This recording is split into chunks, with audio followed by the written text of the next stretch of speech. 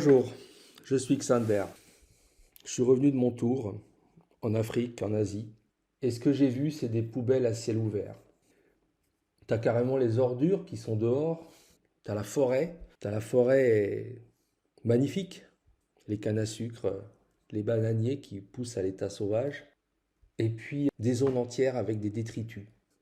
Tous ces détritus qui viennent de nos tout en haut de nos supposés maîtres, ceux qui fabriquent tout ce monde qui nous semble naturel, mais qui n'est pas ton monde, qui n'est pas mon monde, parce que tu n'as pas choisi ça, que ce soit, peu importe, tu vas dans les zones rurales, dépotoirs à ciel ouvert, bananiers, cocotiers, espèces, essences locales, et là, tu as toutes les saloperies qui sont mises, des bouteilles, des machins, la laideur. Ce qui frappe maintenant quand on visite la planète, c'est la laideur. La laideur qui a été mise partout, qui est répandue partout, par cet univers, par ce monde qui est celui d'une certaine forme de consommation, de la consommation, on va dire. Alors bien sûr, chez nous c'est pareil, hein. Seulement juste la merde, ils la mettent sous le tapis. Tu vois, c'est juste tu la vois pas. On vient te la prendre le matin, on vient te la mettre dans des endroits spéciaux. Tu la vois pas, c'est juste plus élaboré, tu vois. C'est comme le mal que tu vas voir, les pratiques occultes, etc. Oh là là, on va dire, oh, c'est ces gens encore tellement enfoncés dans des pratiques anciennes, voire primitives. Non, mais chez nous, c'est pareil, hein. Seulement, c'est bien caché. C'est la seule différence. Mais quand même, ça fait mal autant de laideur. Le problème de la laideur, parce qu'on dit le mal, mais le mal, il est laid. Il va se manifester à toi par sa laideur, par son odeur nauséabonde, par quelque chose qui, ça pue.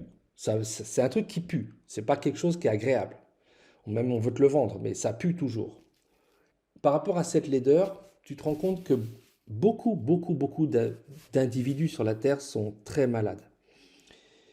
Et on ne peut pas s'arrêter à parler que de ça, parce qu'il faut parler de ce qu'il y a de l'autre côté, et de comment on réagit à tout ce qui est laid. Et moi, je pense à toutes, je voudrais te parler d'autre chose que je trouve intéressant, c'est les anges terrestres. C'est une notion à laquelle on ne pense jamais, mais il y a des anges parmi nous. Si tu vis dans le monde, forcément, à un moment, si tu es assez sensible à la laideur, et si tu es sensible inversement à la beauté, et la beauté, elle est toujours connectée au divin, elle est toujours connectée à la source, à Dieu, à Allah, comme tu veux, à tout ce, à l'univers, à Gaïa. C'est toujours la beauté, elle est toujours connectée à ce qui est au-dessus de nous et qui nous a fabriqués.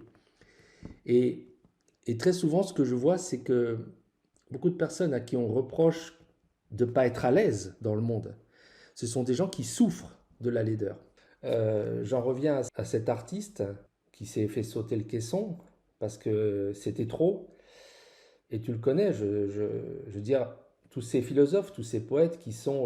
bon, bien sûr, il y avait Baudelaire, il y avait Verlaine, il y a eu tous ces gens qui te parlent du fait que ils se sentent comme des albatros, ils ont des ailes de géants, et puis quand ils arrivent sur la Terre, ils se sentent pas bien. Mais dans la musique, tu vas trouver, c'est pas des musiciens, c'est des poètes, c'est des philosophes, ils te parlent de la vérité de la vie, ils te parlent de la vérité du monde.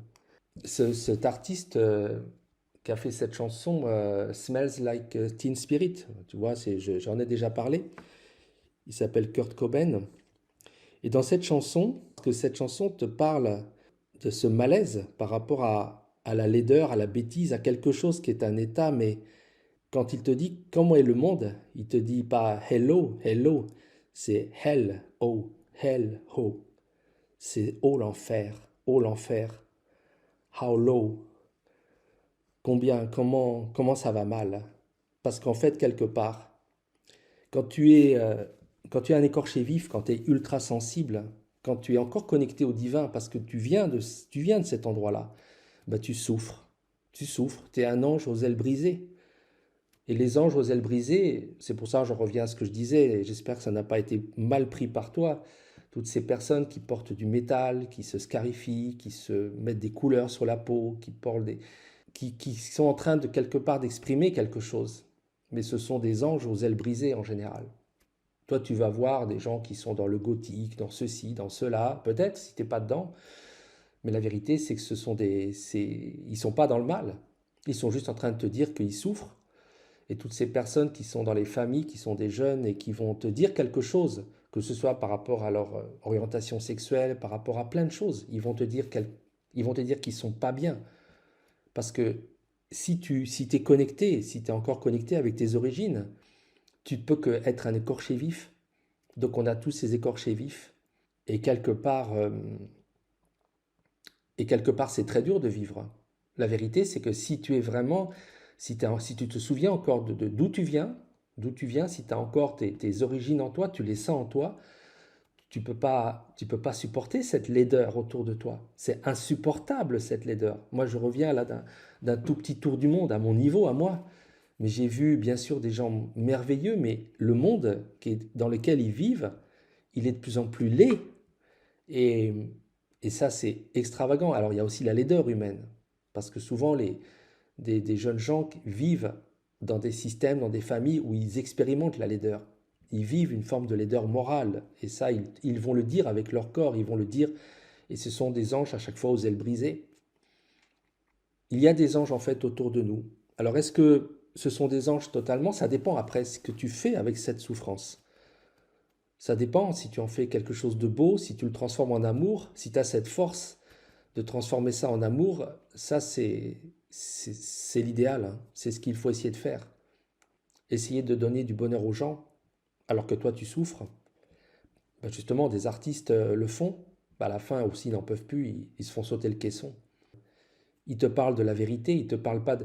En fait, ils te parlent pas... Il n'est pas en train de te faire un show de musique provocante, il est en train de te parler de Dieu, il est en train de te parler du divin, il est en train de te parler de ça, parce que vivre sur la terre, dans l'incarnation, dans cette matière, dans cette dimension terrestre qui est tellement lourde et pesante, avec autant de laideur, c'est dur.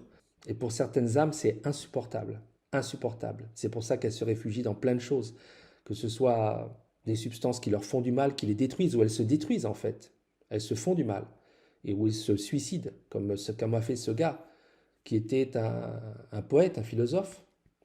Il y en a pas mal, hein. Souvent, je t'en ai cité d'autres qui sont pour moi des vrais philosophes, que ce soit dans les comiques chez nous, il y a beaucoup dans les comiques, des gens comme Coluche par exemple, parce qu'il y a toujours derrière une philosophie, des gens comme Desproges, des gens qui te disent quelque part des choses qui sont parce que ça leur fait mal. Et ça, tu peux pas faire autrement. Si tu ouvres les yeux, si tu as ton troisième œil ouvert, si tu regardes la vie, si tu te rappelles de tes origines divines, tu souffres. Tu ne peux pas faire autre chose. Et si après tu en fais de l'art, c'est magnifique, c'est ce qu'il y a de mieux. Ou tu peux transformer ça en amour, parce que ça veut dire que tu te souviens toujours que tu es un ange. Voilà, et tu es en train de donner quelque chose. Il y a aussi je ne sais pas si c'est le cas pour tout le monde, mais en tout cas, il y a aussi des vrais anges qui sont des anges terrestres. Il y a des gens, il faut que tu regardes autour de toi. Et là où je suis passé dans le monde, j'en ai vu quelques-uns. J'en ai croisé, qui sont des gens qui font le bien, mais qui font le bien, ils n'attendent rien. On a parmi nous disséminé des anges terrestres. Ils sont là, on leur demande de faire une ultime mission de vie, je pense que c'est pour un ultime cycle, où ils vont devenir totalement angéliques et vraiment des êtres de lumière à part entière. Mais ils sont là pour nous faire comprendre que ben, il n'y a pas que la laideur. Voilà, c'est ça que je voulais te dire. La laideur, elle est dans le matériel souvent. C'est très dur de faire de la beauté, à part avec des grosses quantités de fric. Tu vois, actuellement, quand tu vois les endroits qui sont hyper luxueux, j'en ai vu, tu sais qu'il y a beaucoup de moyens à la clé, puis il y a un entretien énorme parce que la matière se dégrade, tu vois. Il y a toujours une feuille qui tombe et qui vient vraiment polluer le jardin japonais à la con. C'est pour ça que t'as les moines qui ratissent, qui ratissent, qui ratissent. Non, mais non, mais ils ont réfléchi 2 minutes, hein. Bref. C'est comme ça. C'est que le matériel, il a beaucoup de mal. Il faut d'énormes efforts. C'est une sorte de lutte de Sisyphe. Tu sais, tu montes ton rocher, il redescend toujours dans la boue, le rocher en bas. Il faut toujours le remonter. Par contre, par contre, la beauté, tu vas la trouver chez les animaux, les êtres vivants, la nature. La nature spontanément est belle. Si tu lui laisses un peu de temps, elle s'organise et elle exprime quelque chose de très beau. Et les êtres humains, les êtres humains. Mais ce qu'on fabrique actuellement, c'est qu'on fabrique beaucoup de laideur. Et qu'heureusement, il y a des anges. Il y a des anges qui sont des anges terrestres où tu as aussi tous tous ces anges aux ailes brisées qui ont été des poètes, qui ont été des chanteurs, qui nous disent, et puis il y a tous ceux qui sont là et qui sont dans la souffrance. Donc essaye de ne perdre pas espoir, parce que quelque part, la beauté existe. La beauté existe et il n'y a pas besoin de se faire sauter le caisson, d'aller de l'autre côté pour la retrouver.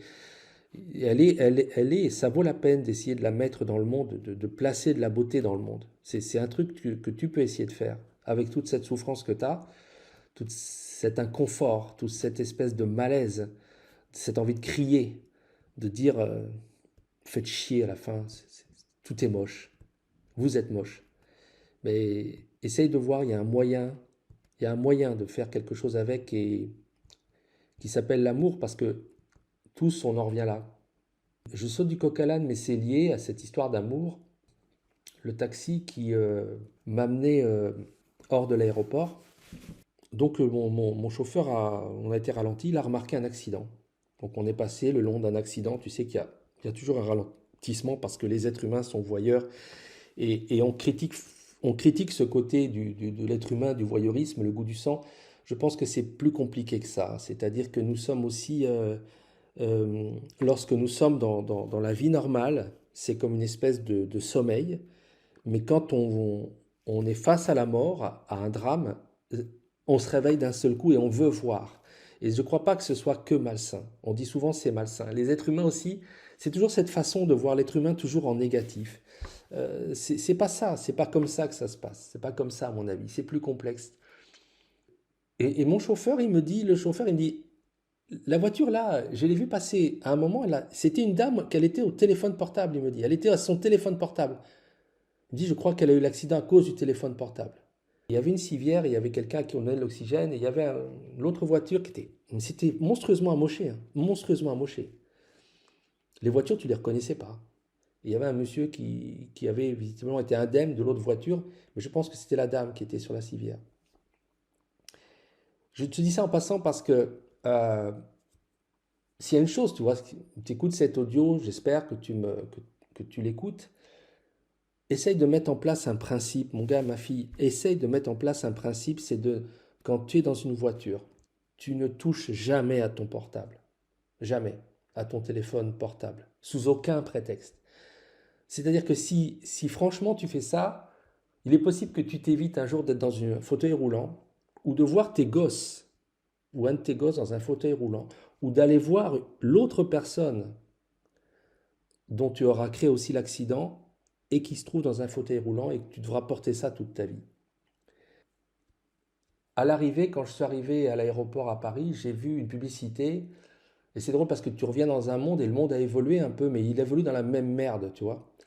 Et là, c'était un bijou qui est un collier pour des femmes et c'est comme un collier de chien, tu vois. Bon, c'est pas nouveau, hein, c'est pas nouveau, les histoires des colliers de chiens. Et maintenant, ils se cachent même pas. Ils se cachent même pas, ceux qui se disent nos maîtres. Nos maîtres, ils nous parlent direct. Tu vas voir où je vais en venir. Ils nous disent, non, la femme, on va pas se contenter de les habiller en rouge, hein, la pute en rouge, ou de mettre des chaussures rouges pour montrer que tu as les pieds dans le sang. Hein, parce que tout ça, c'est connoté, renseigne-toi. Tout ça, c'est des rituels de sang. D'accord? Maintenant, on va te dire, la femme, elle porte un collier de chien. Ouais, ça a déjà été fait avant, mais là, vraiment, il a des clous, c'est le collier de clébard. Ce qui est extraordinaire, c'est qu'ils font les trucs, mais ils se payent tellement notre gueule, ils se foutent tellement de nous, qu'ils te le mettent sous le nez. Ça, c'est bien. Deviens un chien. Deviens une femme chien.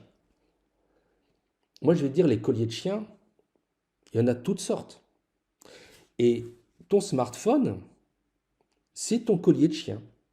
Oui, oui, c'est un collier de chien. Tu as plein de colliers de chien maintenant. Les colliers de chien, ils les déclinent sous des formes différentes, mais tu vois pas que c'est des colliers de chien. Tu vois, c'est un collier de chien. Parce que le smartphone, comme je t'ai dit, j'en parle dans mon deuxième message, mais j'y reviens franchement parce que ça tue des gens. Parce que quand c'est bien fait, les merdes les merdes qui font, nos supposés maîtres, ça tue directement aussi. Hein. C'est fait pour tuer. Donc, éventuellement, ça peut tuer. Voilà. Donc, ton collier de chien, qu'on appelle le smartphone, si tu ne sais pas le déposer à un moment, c'est ce qu'elle n'a pas fait cette dame, visiblement, je pense, hein, si je me fie à ce qu'elle m'a dit mon chauffeur de taxi, mais le nombre d'accidents par smartphone, maintenant, ça ne se compte plus, hein, par portable, les gens au téléphone, hein, comme on dit, ou qui regardent carrément un truc sur leur téléphone. Ils ne regardent plus la route. Et c'est normal parce que ils ont leur collier de chien. C'est le truc qui te connecte à tes maîtres. Tu crois que tu es libre, tu crois que ça te libère. Non, non, non, c'est ton cordon ombilical, mais non, il est mis autour de ton cou. Et ils serrent quand ils ont envie, hein. Un jour, ils vont serrer encore plus fort. Les colliers de chien, il y en a de toutes les formes. Tu as le collier de chien voiture électrique. La voiture électrique, c'est un nouveau collier de chien. On envoie une bonne onde de loin, hein, sur toutes les bagnoles électriques d'une zone. Tu pourras t'échiner à la faire démarrer, ta bagnole. C'est juste un morceau de plastique, il n'y a même plus de métal maintenant, qui bougera plus. Le jour où ils veulent que le collier de chien tirer sur la laisse, tu viens avec. Tu comprends? Ça s'appelle collier de chien voiture électrique. Il y en a d'autres. Il y a le collier de chien argent virtuel. Parce que le cash, ça peut te rendre libre. La voiture à essence, tu mets de l'essence dedans. Bon, on peut aussi envoyer une onde qui va foutre en l'air la batterie. Mais tu peux te démerder pour quand même la faire démarrer. Parce que c'est du mécanique. Et moins il y aura de numérique dedans, dans cette voiture, plus tu seras libre. T'achètes ton essence, c'est à toi, c'est ta voiture, tu bouges, tu es libre. Ah, mais non, tu dois recharger ta voiture électrique, donc tu dépends du gars qui fabrique l'électricité. Il veut plus te donner d'électricité, tu fais comment? Tu fais comment? T'es mort? L'électricité, c'est vachement volatile. On t'enlève l'électricité à distance, hein. On peut te décharger ta bagnole. Tu connais l'histoire des batteries qui se déchargent à distance? Non, on peut décharger des batteries. Donc c'est un collier de chien.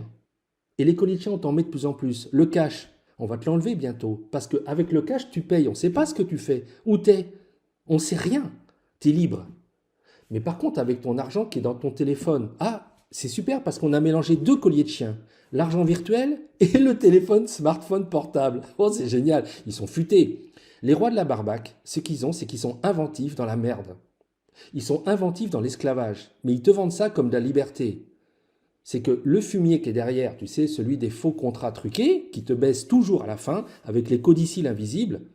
Alors bon, on va pas l'appeler le diable, on s'en fout, le diable c'est une fantasmagorie. C'est de l'énergie négative. C'est tout, c'est de la négativité. Donc ces énergies négatives qui sont toujours là pour nous emmerder au maximum, mais que là-haut on laisse faire pour bien nous éprouver, parce que sinon le jeu dans lequel on vit, qui s'appelle la vie, serait trop facile. Mais là, franchement, le problème c'est qu'ils exagèrent. Ils exagèrent. Et ils sont tellement en train de se dire qu'ils te le mettent profond et que toi, en plus, tu leur demandes, parce que toi, tu es le chien et tu redemandes ton collier de chien, qu'ils te montrent une bonne femme et ils te disent, voilà, tu vas, toi, la femme, porter un collier de chien parce que ce qu'on te dit en même temps, on te dit, on te libère, mais on te dit d'être une pute, c'est-à-dire d'une femme esclave. Mais qu'est-ce que c'est que ce double discours de merde? Mais ils croient qu'ils nous prennent pour des cons. Ça fait combien de temps qu'ils nous le bourrent le mou comme ça? Ça fait combien de temps? On va se laisser faire encore combien de temps à accepter d'acheter cher? T'as vu que un téléphone portable, ça coûte le prix d'un ordinateur? Mais est-ce que c'est normal? Tu sais que cette merde-là coûte pas ce fric-là. Ils te mettent le prix qu'ils veulent. C'est comme dans leur sac de marque. Et je sais, hein, j'ai eu une femme qui adorait ce genre de conneries, hein, qui sont faites aussi par des gens qui sont les mêmes rois de la barbaque. Le truc en question, là, il coûte 100 fois moins que le prix qu'ils te le vendent. Les parfums en question, là, les fameuses marques, c'est pareil. Et là, ils exultent, ils se disent, non seulement on leur vend de la merde, mais en plus, on leur fait payer cher leur collier de chien. Donc, pour en revenir à cette histoire de collier de chien, la bonne femme, elle n'avait pas enlevé son collier de chien. Elle en est morte, ou elle est peut-être blessée ou invalide. J'espère qu'en tout cas, elle va bien. J'ai prié pour elle, hein, comme m'a fait d'ailleurs le chauffeur, qui était musulman, et moi, moi je suis un homme du livre, bah, chacun on a prié pour cette personne. Qu'est-ce qu'on peut faire? C'est encore une victime de lui, ce qu'il appelle le shaitan. Moi j'appelle ça, si tu veux aussi pareil, c'est l'énergie négative ou le diable, ou tout ce qui manipule, c'est les princes, c'est les rois de la barbaque qui sont en train de nous fabriquer. Et la veille, parce que je savais que je devais me trouver à un autre endroit pour la remise du diplôme d'ingénieur d'une de mes filles. Donc je suis très fier. Mais il y a il y a un moment qui était très intéressant parce que c'est un grand groupe d'écoles privées. Ils forment des ingénieurs en biologie, mais aussi dans des domaines comme l'avionnaire, comme l'intelligence artificielle, etc. Smart grids, tu vois, les trucs comme ça. Je ne connaissais pas. Bon, c'est intéressant. De toute façon, les rois de la barba qui te différencient ça, la technologie, c'est leur domaine, hein. Ça raffine là-dedans, ça, ça nuance à l'infini, hein. Le diable est dans les détails, hein. Alors la matière, tu peux la décomposer à l'infini. Et à un moment, il y avait un des majors d'une promotion qui était justement, c'était ingénieur, je ne sais pas en quel domaine, mais ça avait l'air d'être intelligence artificielle. Et il a cité un de nos supposés maîtres, qui est le roi de l'électricité, et il a dit, oui, moi j'ai beaucoup apprécié le discours de ce monsieur, parce qu'à un moment, il dit, en fait, quand on est quelqu'un qui a un savoir scientifique, on a une mission. Et ce jeune, qui était très sympathique, j'ai vraiment apprécié d'ailleurs ce qu'il disait parce qu'il était intelligent. Il était en train d'entonner le grand chant, le grand hymne qui avait été entonné avant d'ailleurs par les responsables de l'école en question, l'école d'ingénieurs, du la technologie va nous sauver. La technologie va permettre une amélioration de la vie de l'humanité. Bah mon petit gars, tu as un peu plus de la vingtaine et tu as bien appris ta leçon, t'es déjà bien endoctriné, t'ont bien bourré le mou mon petit gars. Et tu vas quand même avoir ta vie de merde parce que sauf si bien sûr tu sais bien faire le gentil chien. Mais en général, tu vas même voir qu'ils vont te congédier alors que tu as 50 ans et que tu as donné tout ton jus pour telle ou telle entreprise à la con. Ils vont quand même te foutre dehors s'ils ont plus besoin de toi. Et s'il y a un autre jeune qui peuvent bien exploiter, bien esclavagiser, en lui bourrant bien le mou, et qui sera plus performant que toi parce que toi, tu auras déjà donné tout ton jus. Mais bon, je ne peux pas lui expliquer ça. Mais surtout, j'aurais bien voulu qu'il vienne avec moi et qu'il fasse le tour pour voir la merde, la putain de merde qu'a fait la technologie sur la Terre. Voilà, la technologie qui améliore la vie des êtres humains. Va donc dans les pays en voie de développement où ils essayent juste d'avoir des bagnoles, ils essayent juste d'avoir la vie que toi, tu sais que c'est une vie de merde. Et comment ils détruisent leur environnement sans même s'en rendre compte à cause de ta putain de technologie de merde qui n'améliore pas du tout le sort de l'humanité, mais qui actuellement est à l'origine d'une grande partie de la vie que nous avons, qui est une vie de merde. Voilà. Et on est en train de nous vendre encore le transhumanisme, le monde de demain qui sera meilleur, le cyber-univers, il y a même le métavers, oui, c'est ça. Va t'évader dans ces univers-là, fuis le réel, va dedans. Vas-y, ça va résoudre tous tes problèmes. Ça va résoudre le problème de base. À certains égards, le problème, c'est pas l'existence du mal. Parce que le mal est nécessaire pour que se révèle le bien. Il faut l'obscurité pour la lumière.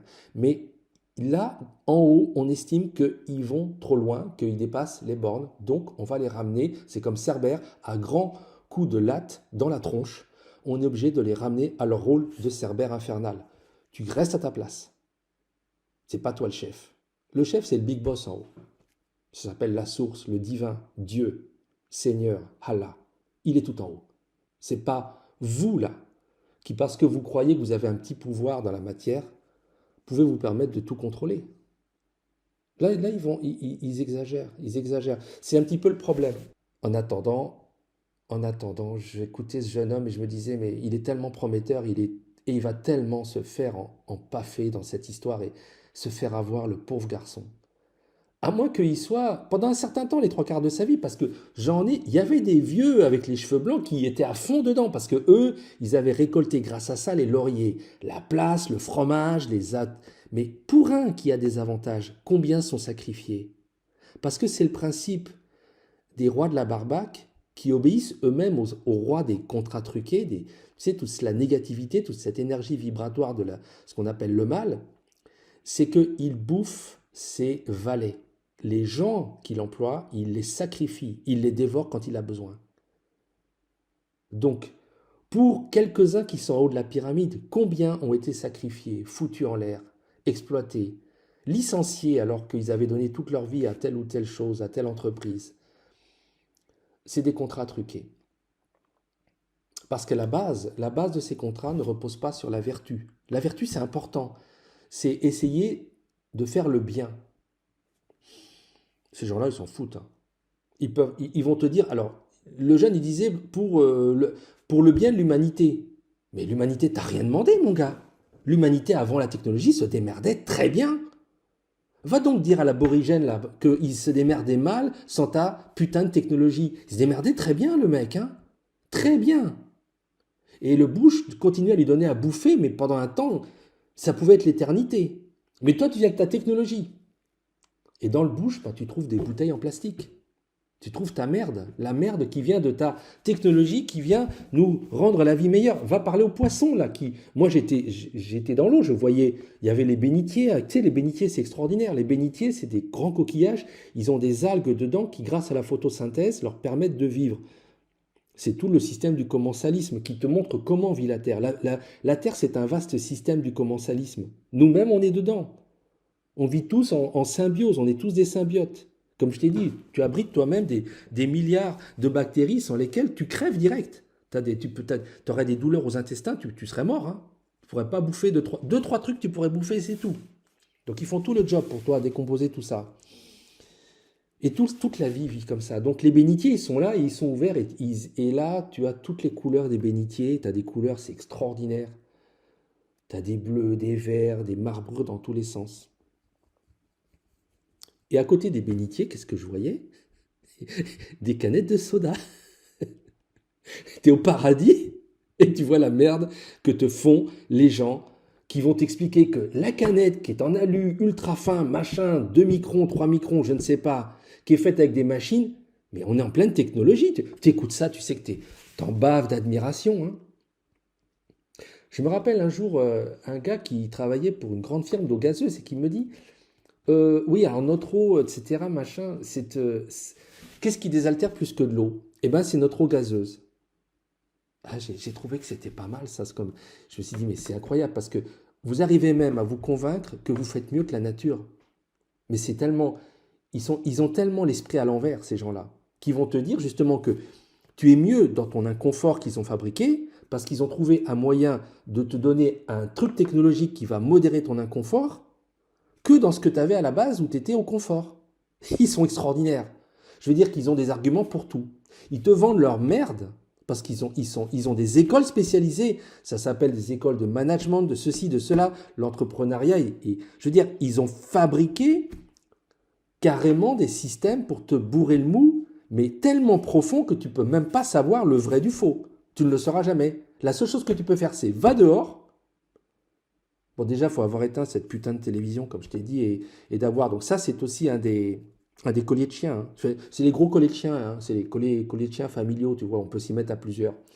Après, tu as les petits colliers de chiens, voilà. Donc, le smartphone, la bagnole, etc. Enfin, tu as plein de colliers de chiens. Donc, tu vas dehors, une fois que tu poses tes colliers, enfin, si tu arrives à poser ton collier de chien ou à l'éteindre, et tu regardes ce qu'il y a. Et tu ouvres les yeux, tu regardes autour de toi. Et là, tu vois la laideur et la merde qu'ils ont fait. Et qui s'appelle technologie pour le bien de l'humanité. Voilà. Alors, ça veut pas dire que la technologie est mauvaise en soi. Ça veut dire que l'utilisation qui en est faite n'est pas bonne. Parce qu'elle est orientée vers la production d'argent d'une petite frange de la population. Et bien évidemment, je ne pouvais pas me lever pendant une remise de prix à des gamins qui ont bossé pendant 5 ans pour avoir leur diplôme d'ingénieur. Donc j'étais là comme les autres parents et j'écoutais et je me laissais... et donc j'écoutais ce jeune homme et j'aurais pu lui dire, mais écoute, tu sais ce gars dont tu parles là, qui vient dont tu admires les discours, hein, dont tu admires les discours, et qui, soit dit en passant, lui, se propulse dans l'espace, mais ça coûte un fric de dingue, mais qui demande que tu éteignes la lumière chez toi parce que ça dépense de l'électricité, hein. Euh, si tu savais à quel point le fonctionnement même, je dirais, de tout ce qui se fabrique autour de lui, mais il n'est pas le seul, est en contradiction avec cette notion de mission pour l'humanité. C'est en contradiction totale. Parce qu'on ne peut pas améliorer le sort des gens en continuant de la manière dont les choses se font par la technologie actuelle. La technologie doit être effectivement au service des hommes. mais elle joue contre les hommes actuellement. Elle est double jeu, elle est hypocrite. Donc, quelque part, elle vient pallier des problèmes qu'elle a elle-même provoqués. Ce n'est pas normal. C'est comme aujourd'hui, la médecine vient soigner, tout ce qui est la pharmacologie, vient soigner des problèmes qu'elle provoque. L'alimentation, par exemple, provoque des problèmes, mais changez l'alimentation. Changez l'alimentation. Je veux dire, est-ce que c'est normal qu'on vende des substances où il y a marqué la consommation de ces substances est dangereuse? Non mais attends, t'es logique ou quoi? Un organisme de la santé, si c'est dangereux, tu le vends pas. C'est pas à la vente. C'est pas parce que tu mets des taxes qui sont soi-disant dissuasives, c'est pour faire plus de fric. C'est quoi ce système? Poison en libre service, attention c'est cher, ça tue. Non mais ils sont clairs les gars? Est-ce que ça fonctionne bien dans leur tête? Voilà comment fonctionne le monde. Voilà exactement comment fonctionne le monde. On se fout de notre gueule, mais perpétuellement. L'hypocrisie du système mercantile est tellement forte qu'ils arrivent à se justifier de tout et à te faire croire qu'il n'y a pas d'alternative. Bien sûr qu'il y a une alternative, bien sûr, bien sûr, bien sûr. Et la technologie, on peut l'utiliser différemment, bien évidemment. Ça fait un certain temps qu'elle est détournée au profit d'un petit nombre de personnes qui estiment qu'ils sont et qui se sont autoproclamés nos maîtres. Et donc tu vois les dégâts, si tu voyages un peu, tu vois les dégâts qui se produisent à droite et à gauche. L'histoire du portable, du téléphone portable, il ne faut pas croire que la personne qui utilisait son portable, elle est méchante. Ça exploite quelque chose chez nous qui est très important, c'est qu'on a besoin de communiquer. Mais les êtres humains, ils ont besoin de communiquer pourquoi? Parce que les êtres humains, la base de l'être humain, c'est l'amour. Quand les systèmes de vie se développent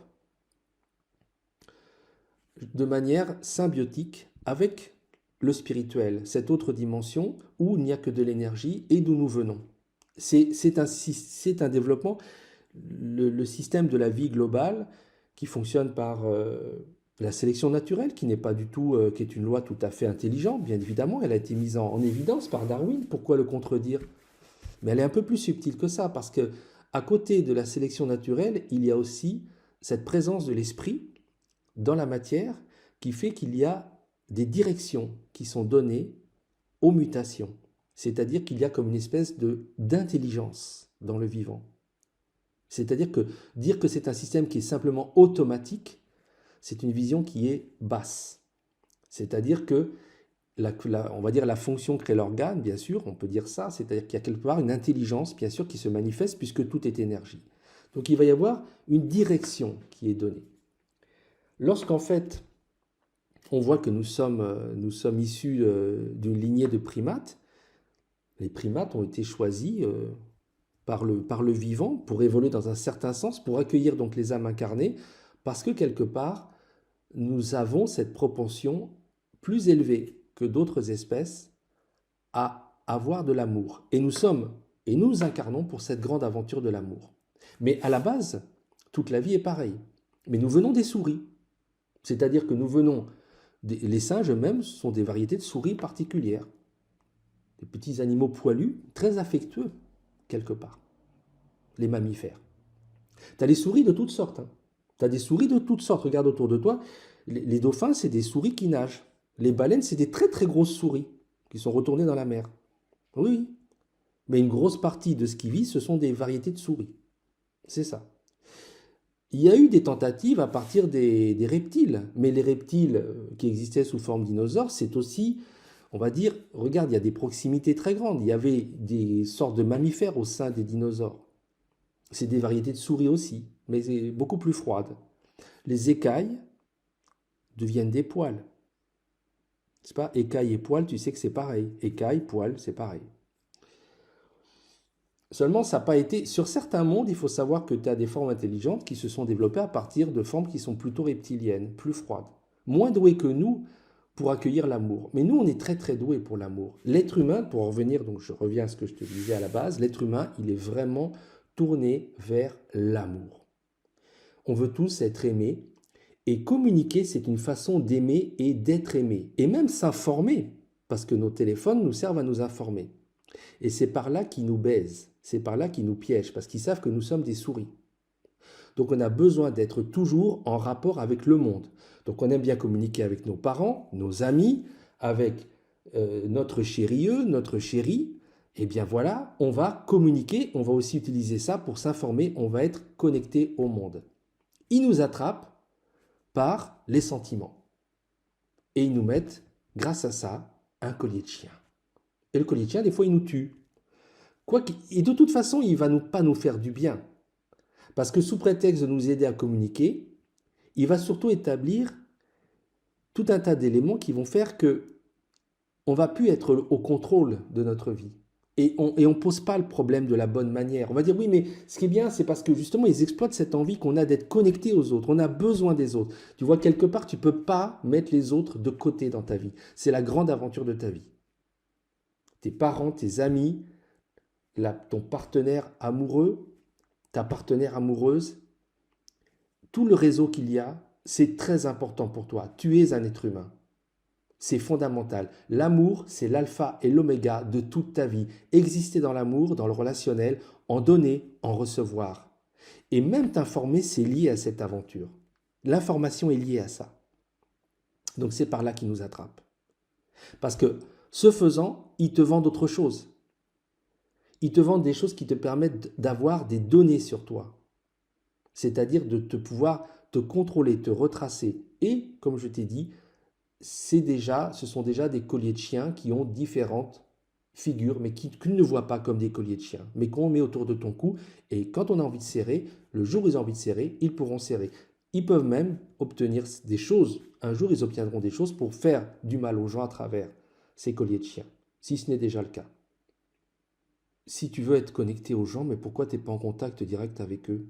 Pourquoi tu es loin de ta famille? Pourquoi tu es loin des gens que tu aimes? Pourquoi tu es loin de ton partenaire ou de ta partenaire amoureuse? Pourquoi tu ne quantifies pas ton temps de façon normale quand tu es dans un travail et que tu fais quelque chose? Pourquoi tu es sur ton téléphone et ton portable en même temps? Pourquoi quand tu es devant la télé ou même la télé, tu es avec ton portable? C'est fou! Est-ce que tu vois l'esclavage? Cette maladie de la connexion, mais la connexion, la vraie connexion, c'est le face-à-face, c'est le contact avec les gens. Moi, j'étais avec des gens, j'étais en contact avec des gens. Mon portable, il était rangé. Et en plus, c'était avec une puce locale. Je veux dire, je recevais aucun appel de l'autre monde, de l'autre partie, de l'autre monde où je venais. J'étais tranquille, mais à un point. Mais j'étais en direct, j'étais en contact direct. Et j'ai vécu des choses, j'ai des souvenirs. J'ai vécu. C'était la vraie vie. Et toutes les heures où tu es sur ton portable, tu t'en souviens? Tu t'en souviens? Est-ce que la dame, là, lorsqu'elle était sur son portable et qu'elle va se réveiller avec ses séquelles d'accident, elle se rappellera de la conversation qu'elle avait avec son portable ou ce qu'elle faisait? C'était important? Tu as compris la différence entre la vie, la vraie vie et l'ersatz de vie? Et on en revient à ce truc où je te dis que c'est pareil. Quand les pays où je suis allé, j'ai vu des villes anciennes, des temples anciens, c'est beau. Les êtres humains les ont fait en étant présents dans ce qu'ils faisaient. Je veux dire que dans le temple, avant les villes, il n'y avait pas toute cette accumulation de merde en périphérie. Et c'est pareil, ce qu'il y a autour, ces scories, ces déchets, ces bouteilles, ces plastiques, c'est tous ces éléments qui, en quelque sorte, c'est du faux. C'est pas en rapport avec le... On dirait que les personnes maintenant, et c'est partout dans le monde, c'est pas que chez nous, ils sont à un endroit, c'est propre, ils vont dans leur voiture, ils vont traverser des espèces de zones qui sont proprement dégueulasses. Mais c'est pareil dans leur vie. Les moments où tu es sur ton portable, c'est des moments qui n'existent pas, c'est des no man's land de vie. Tu vis pas. Qu'est-ce que tu te souviens exactement de ce que tu faisais à ce moment-là? Non. Par contre, ce que tu as échangé avec quelqu'un, les paroles, les mots, ça c'est vrai. Tu vois, c'est ça ce problème de cette fameuse technologie. C'est-à-dire, moi, la technologie, elle est super importante lorsqu'elle arrive à sauver des vies, lorsqu'elle arrive à faire des choses miraculeuses, transporter des gens, comme elle le fait. Encore faudrait-il les transporter différemment en étudiant le problème de la pollution que ça coûte, parce que ça coûte un fric de dingue et ça a des effets monstrueux. Est-ce que c'est un problème? C'est vrai, quelque part, j'ai fait comme tout le monde. Mais est-ce que ça aurait été un problème de faire comme avait fait mon père, de prendre un bateau qui mettait 3 mois pour arriver en Chine? C'est une autre façon de faire. Les bateaux, alors on va me dire, mais 3 mois de vie, on n'a pas le temps. Mais t'as pas le temps parce que tu le prends pas. Mais pendant 3 mois, tu vis des trucs de dingue. Tu vis. À la preuve, c'est qu'il en a rapporté des sujets de romans. Tu vois la différence? Les gens maintenant, ils n'ont pas le temps. Mais pourquoi tu n'as pas le temps? C'est ta vie. Pourquoi tu ne vis pas vraiment ta vie? Parce que tout ce que tu dis que tu n'as pas le temps, le reste du temps, tu l'utilises dans des conneries. Tu l'utilises dans des trucs qui n'existent pas, dans du virtuel. Ta vie devient virtuelle. Ta vie, on te la vole. Avec ton consentement. Avec ton consentement, parce que c'est extrêmement important. Le problème, c'est que à un moment, il faut pouvoir enlever tous les colliers de chien qu'on a, toutes les œillères qu'on a, tous les éléments qui maintenant nous semblent naturels et qui sont des prothèses. On vit avec des prothèses. On ne vit plus vraiment les uns avec les autres. Les gens actuellement vivent en dehors de la foi. C'est pas la foi au sens religieux, je veux dire, on s'en fout, les confessions, t'es chrétien, t'es musulman, t'es bouddhiste, t'es juif, c'est pas le problème, on s'en fout. Avoir la foi, c'est croire dans la vie, c'est croire dans le fait qu'il y a le miracle perpétuel, déjà que les êtres humains sont miraculeux, ce qui est la vérité. Un être humain, c'est un putain de miracle ambulant. C'est incroyable, hein, comme c'est extravagant un être humain. Certaines créatures vivantes, elles sont incroyables. Moi, j'ai vu des choses sous la mer, je veux dire, mais comment la nature peut faire ça? Comment la nature peut faire des créatures aussi belles, aussi étonnantes? C'est étonnant, le vivant. Et les êtres humains le sont. Mais on a perdu cette conscience du miracle perpétuel, du fait qu'on vit dans un état de miracle, même dans cette dimension qui est une des plus lourdes qui soit, où la matière, vraiment, c'est une vibration énergétique très basse. Mais il y a quand même de la beauté. Et on en revient, et la beauté, ça te met tout de suite en connexion avec le divin. Donc vis ta vie dans la beauté. Vis ta vie dans ce contact avec le divin. Ah mais non, il y a les factures à payer, mais je ne peux pas quitter parce que j'ai mon travail. Mais tout ça, c'est des prisons que tu t'es mises toi-même. C'est comme, tu crois que tu ne peux pas vivre sans ton putain de smartphone. Mais je t'assure, moi j'ai vécu sans ça. Tu vis très bien sans ça. Il y a toujours des systèmes D, des débrouilles, on se démerde. C'est juste qu'on t'a persuadé que toutes tes béquilles, toutes tes prothèses, tu ne peux pas t'en passer. Parce qu'on t'a mis des prothèses. Voilà. On t'a rendu malade.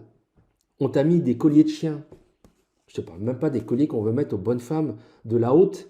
Hein, des filles qui vont s'étriper, quoi, qui vont donner même leur corps pour avoir un collier de chien d'une grande marque de joaillier à la con. mais tout le monde est pareil. Ton portable, il est plus précieux que je sais quoi. Est-ce que tu te rends compte? Tu te rends compte à quoi on t'a ravalé, toi, qui est un miracle ambulant, qui est un roi, une reine? On t'a ramené à ça, à ça. La vérité, c'est que la vie, c'est si tu as la foi dans la vie, si tu as la foi dans le côté miraculeux de la vie, tu vis vraiment. Tout ce que tu vas manger aura du goût. Les rapports que tu auras avec les gens auront une véritable substance. Il y aura quelque chose. Moi, je me souviens de ce que j'ai fait, les échanges que j'ai eus avec les gens. Les rigolades, les choses, les sourires. Ils n'étaient pas faux culs, ils n'étaient pas en train d'attendre quelque chose, ils s'en foutaient. Ils allaient résoudre leurs problèmes par un autre biais, ou pas du tout. Mais ils étaient heureux. Et ça commence quand même à venir à eux, le portable aussi. Ça commence à les sortir du réel. Je t'ai parlé des gars qui sont sur les long-tail boats, qui sont là, qui s'emmerdent et qui regardent leur portable. Ça commence. Au lieu de discuter entre eux, au lieu de jouer à des choses, à des jeux, n'importe quoi. Il faut qu'on fasse quelque chose pour empêcher toute cette laideur, toutes ces prothèses, tous ces colliers de chien. Il faut qu'on fasse quelque chose pour avoir des vrais rapports, une vraie vie, quoi. Qu'on vive vraiment. Au lieu d'être coupé du monde, au lieu d'être dans un système aseptisé où on a peur de souffrir, on a peur pour notre petite peau, on a peur de ceci, alors on tend notre bras pour qu'on se fasse piquer parce qu'on a peur de la mort. Mais la mort, c'est la vie. Avoir le risque de la mort, c'est être dans la vie. Tu crois que l'antilope là, qui est en train de courir parce qu'elle a le lion au cul, elle n'est pas en train de vivre à 1000%. Mais c'est là qu'elle vit à 1000%. D'accord ? Si tu enlèves la mort de la vie, tu n'as plus de vie. Alors ils nous ont convaincus que ce qui était le plus important, c'était notre putain de petite peau. Mais on ne vit plus. Et là, on ne peut plus sortir sans nos médicaments, sans nos ceci, sans nos cela, sans notre sécurité sociale de ceci, de cela. Mais c'est quoi qu'il y a à l'intérieur? C'est une espèce de verre tout mou à la fin. On devient une sorte de ver tout mou avec plein de prothèses. Et puis à la fin, on va même pas avoir besoin de vivre. Ils vont dire, tu te mets les grosses lunettes, et puis si tu as des trucs tactiles, et tu es dans le métavers. Non mais vous êtes sérieux les mecs? Moi je suis venu pour vivre. Je suis venu pour ressentir des choses. Et là ce que vous me proposez c'est quoi? C'est une vie de merde. Une vie avec des prothèses. Une vie avec des colliers de chien. Mais j'en veux pas moi de votre vie. Toi t'en veux mon gars, ma fille? Tu veux de cette vie-là? Tu veux de cette vie-là pour tes gosses? Tu veux les mettre dans ce système d'assistanat, de prothèses perpétuelles, d'esclavage perpétuel? Parce qu'il y a une chose qu'il faut que tu saches, c'est que quand on te traite comme ça, il suffit de serrer le kiki, hein. Tu serres le collier de chien, tu tues le chien, hein. Tu sais comment les chiens, t'es au courant que les chiens, on les euthanasie? On leur fait des piqûres pour les tuer quand on n'a plus besoin d'eux. C'est des chiens, ça. Ça te rappelle pas un truc, les piqûres? Moi, je te dis, relie les points entre eux. Je vais terminer sur une note un peu différente. Et donc là, j'avais un chauffeur qui me racontait comment il vit un véritable esclavage avec le système qui le soutient, les systèmes d'application en ligne.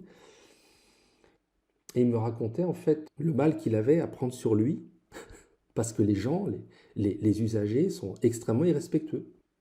La laideur qu'il y a dehors, elle fait que les gens maintenant sont laids dedans. Et il me citait, il me disait, mais le pire ce sont, alors, excusez-moi mesdames, il dit le pire ce sont les jeunes filles. Je sais pourquoi. Parce qu'elles sont pires que les hommes. Maintenant, elles sont très irrespectueuses. Ah, je dis, ah bon, c'est d'accord, pourquoi pas. Bon, j'ai vu peut-être c'était vrai. Et il me dit aussi, les gens, ils sont des fois, ils sont extrêmement, des fois, racistes. Il se trouve que il me dit, moi, je suis arabe. Et vous avez remarqué, il y a beaucoup de chauffeurs de taxi qui sont arabes. Je dis, oui, effectivement. Je ne suis pas étonné. Effectivement, il y a beaucoup de personnes. Il me dit, moi, je suis musulman. Et je dis, oui. Ben, effectivement, on a beaucoup de frères musulmans. Moi, je suis un homme du livre. Mais je vois qu'il y a beaucoup de... Toujours, ils sont toujours là pour rendre service, hein. C'est vrai que je reconnais, c'est la vérité. Et il m'explique qu'un couple rentre et le monsieur se met à être discourtois et le traite de bico. Je crois que c'est ça le terme. Il me dit, c'est un mot que je n'avais pas entendu depuis très longtemps. Et il m'a dit, j'ai pris sur moi et je ne me suis pas mis en colère parce que, bon, il se trouve que moi... ben, j'ai un passé, j'ai fait de la prison, etc. Et bon, c'est un homme qui avait une trentaine d'années, mais qui avait déjà vécu. Il me dit, en fait, il s'insulte lui-même. Je dis exactement. Je dis, c'est exactement ça. Parce que quand tu traites quelqu'un, d'abord, bon, toutes les formes de racisme, c'est une forme de limitation, hein, j'en ai déjà parlé. À la base, c'est l'ignorance, parce qu'on est tous pareils, on a le même statut, on est tous des âmes incarnées. Donc après, quel que soit, c'est une vision, croire qu'on est différent ou qu'il y en a qui sont supérieurs à d'autres, c'est une vision qui repose sur un manque de culture, d'éducation et d'intelligence. Il me dit, bah, il s'insulte lui-même. Je dis que c'est exactement ça. Il est pas en train... Quand il dit ça, il est en train de dire, je suis un cochon, je suis un porc. Parce qu'il s'insulte lui-même, il insulte sa propre humanité. Et on est tombé d'accord là-dessus. Mais il m'a dit, en fait, de plus en plus de gens sont vraiment extrêmement méchants, irrespectueux, et il était choqué. Alors je dis, bien sûr, bah, faire attention, c'est le shaitan, hein. Bon, bien sûr, on était d'accord, on est entièrement d'accord sur le sujet, qui vient mettre à l'épreuve, qui vient titiller. Et il m'a expliqué comment il était passé de l'état où avant, bah, il se battait pour ce genre de choses, et puis maintenant, il ne réagissait plus parce que il avait compris quelque part que c'était toujours des énergies négatives qui viennent te chercher pour te faire du mal. La laideur, maintenant, elle est dans les gens. C'est pire que tout. Le manque d'éducation, le manque de courtoisie, le manque de respect, le manque d'amour, la bêtise, la vulgarité. C'est bien pire que la laideur qui est dehors, mais elle est liée, elle est connectée. Elle est connectée. Et je reviens à ce que je te disais, ce monsieur qui m'a parlé, mais je veux dire, je crois souvent des personnes comme ça, il avait fait du chemin. Il avait été brisé, comme moi-même j'ai été brisé, avec un destin analogue d'ailleurs, de trahison de sa partenaire, et des choses extrêmement dures. Et je l'ai vu, il était dans cette espèce de processus que je connais très bien, où il avait choisi la voie du bien, où il avait choisi, à partir de la souffrance qu'il avait, de ne pas aller vers le mal, de tourner le dos au mal. Et c'est ça en fait la seule chose qu'on peut faire. La seule chose qui nous est donnée comme trésor, c'est le libre arbitre. C'est qu'on a le droit de choisir. On a le droit de choisir de dire non à la laideur morale. On a le droit de ne pas ressembler à tous ces gens qui veulent nous amener justement dans la laideur, qui sont eux-mêmes dedans, qui ont basculé dedans, qui font du lait dehors, mais qui sont laids dedans. Ça, c'est vraiment l'enjeu de ta vie, de la mienne. C'est ça qui est important. Moi, je vais te dire une chose, ne te laisse pas avoir. Ne te laisse pas, ne deviens pas quelqu'un de mauvais. Ne rentre pas dans ce système. Enlève le plus possible tous ces éléments, si tu peux, tous ces colliers de chien qu'on te met, toutes ces prothèses, et essaye de voir que quand on va au contact de la vie, quand on est en direct dans la vie, eh bien on va souffrir, mais on va aussi avoir des moments de joie et de bonheur. Et on va être vraiment dans le partage avec les gens. On va trouver des choses qui sont extraordinaires. Alors cet homme, bien sûr, il avait la foi, non pas par rapport à sa religion, je veux dire, ou la mienne, c'est pas, on était sur la même longueur d'onde parce qu'on a la foi dans le sens vraiment de la vie. Il y a un sens autour de nous. Le sens, il va vers le haut. Le sens, il va vers le bien. La source, le divin, ça existe. Mais il y a des gens qui veulent nous convaincre que non, qu'on n'est que des morceaux de viande. Et en fait, cet homme-là, qui était, bien sûr, on est frères parce qu'on est tous les deux, on croit dans ce fait qu'il y a le bien, qu'il y a cette espèce de force, et qu'on vient de là, et qu'on doit y retourner, et qu'on doit faire notre vie par rapport à cet axe. C'est ça qu'il avait choisi. C'est ça qu'il était en train de me dire. Et pourtant, sa vie est dure. Il a dû retourner chez sa mère. Son épouse l'avait trompé avec le voisin. Un ami à lui, un voisin, était parti avec les enfants. L'avait accusé de choses odieuses dont il m'a dit qu'il n'était pas coupable. Et ça se voyait que c'était vrai. Ça, je connais ça aussi. Ce sont des mises à l'épreuve. Et il avait choisi de tourner le dos aux petits commerces qu'il faisait, qui étaient des commerces criminels. Il avait choisi de faire ce travail qui consiste à conduire un taxi la nuit, et qui est un travail éprouvant, qui est un travail dur, où l'argent, on le gagne quand même petit à petit, une trentaine d'années. Mais il a choisi cet axe de vie, de croire, d'avoir la foi finalement dans le bien, dans le fait que une bonne action, que se conduire bien à un moment, ça change l'univers et en fait ça change les choses, et c'est la vérité. Voilà, c'est ça.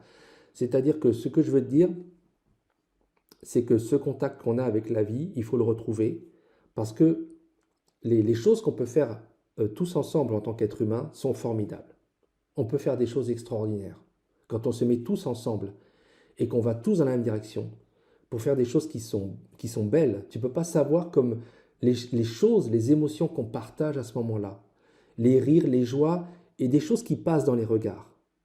Quand on construit tous ensemble quelque chose de bien, le monde actuel, avec ce système virtuel, avec ces outils informatiques et électroniques, nous sépare les uns des autres.